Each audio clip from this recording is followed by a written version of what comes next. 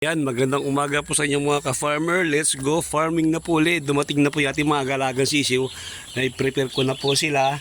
Okay naman po yung ginawa natin paganda. Ayun po yung sinasabi ko sa inyo na doon ako naglalagay ng patuka sa karton para ma-practice sila na kumain. Kasi po galing pa sila sa shell, hindi pa sila marunong kumain. Tuturuan po natin sila at sa ganitong stage po nadidevelop pa lang yung kanilang digestive system.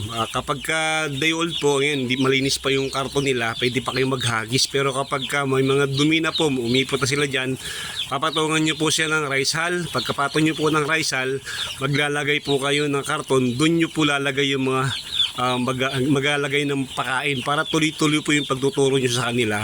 Hindi po sila sanay kasi ang mangyayari kapag di nyo sila ginawang ganun, patulog-tulog lang sila sa gilid.